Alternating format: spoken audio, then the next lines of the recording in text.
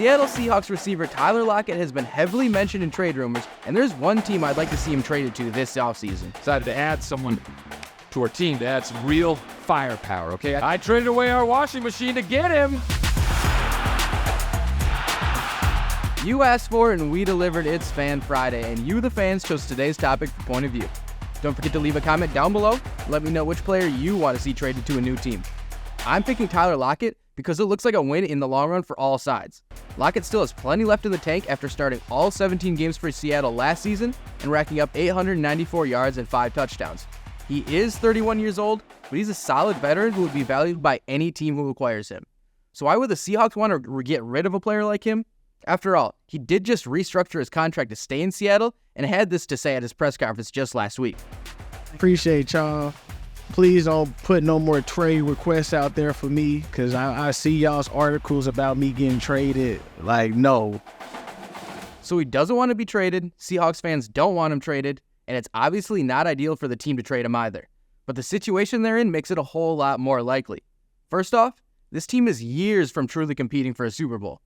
They're not of the caliber of the experienced contenders like the 49ers or Lions, yes, Lions, yet don't have the talent of up-and-coming teams like the Falcons or Packers. Geno Smith is 33 years old and has been a solid starter for them the past 2 seasons, but I think we can all agree he's not a Super Bowl-level quarterback.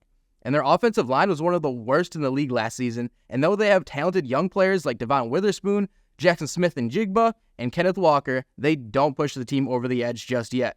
Add in the fact that they were a bottom 10 defense in terms of yards and points allowed, and you can see why they aren't considered a true threat in the NFC West. Now I get it. Any team would want a veteran like Lockett on their team. And he's called Seattle home this past decade, so moving on may not be all that appealing. But sometimes, when it's hard to rip off the Band-Aid, the results can still be beneficial. The Seahawks could get future draft picks while clearing up some salary and allowing the opportunity for more targets for former first-round pick JSN. That in and of itself may be the reason enough for general manager John Schneider to pull the trigger. And with a new head coach at the helm in Mike McDonald, he may want to align with his new hire as he did with Pete Carroll.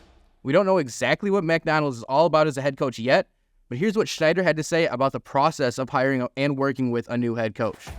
It's been exciting. It's been eye-opening. It's been, meeting a lot of people. We learned a lot through the whole process, a lot of lessons, a lot of new ideas, and yeah, we're just getting to know each other. It's crazy. It's 15 years ago, Pete and I were here together. It doesn't seem that long ago. Just trying to get to know each other, understand each other's philosophies, and exciting times. To be clear, it'd have to be the right offer to deal Lockett out of Seattle, and that's why I think the Pittsburgh Steelers are the best team to work with. I think Seattle could get the most out of a trade with Pittsburgh because they will likely value him more than any other team in the league. Before we get into that, here's the results of this week's poll question. Thanks to everybody who participated. Now back to it. The Steelers just signed Russell Wilson to be their starter in 2024. He and Lockett were one of the best QB wide receiver duos in the league for 7 seasons in Seattle. And perhaps more than anything, Lockett was the one receiver Russ could trust more than anybody when a play broke down. Take this play, for example. Russ doesn't initially see anyone open downfield and starts to bail to his left, a tough spot for a right-handed QB to make a throw. But he sees old reliable Lockett in the back of the end zone, and he makes a spectacular catch to turn a dead play into 6 points. If Russ is going to succeed this season, having a reliable veteran would go a long way. And that's especially true considering head coach Mike Tomlin hasn't gotten to coach a lot of experience lately. They've had Juju Smith-Schuster, Chase Claypool, Deontay Johnson, and George Pickens as their star receivers the past few years, and I'm sure Tomlin wouldn't mind a veteran voice in that room. Hines Ward was always one of Tomlin's favorite players to coach, and Lockett could fill a similar role. While both create value simply by the weight of their voice in a locker room, their play styles are similar, which could work well for Russ and Tomlin. So why hasn't a deal gotten done yet? Well, because it's not June yet. If the Seahawks were to trade Lockett before June 1st, his dead cap hit would be nearly $28 million. If they wait, it'd be $13.9 million with $5 million in cap savings. So while a deal between Pittsburgh and Seattle isn't imminent, it's certainly not off the table no matter how many 12th men say so. I don't think it's likely, but in 2 weeks, we may be having a different conversation.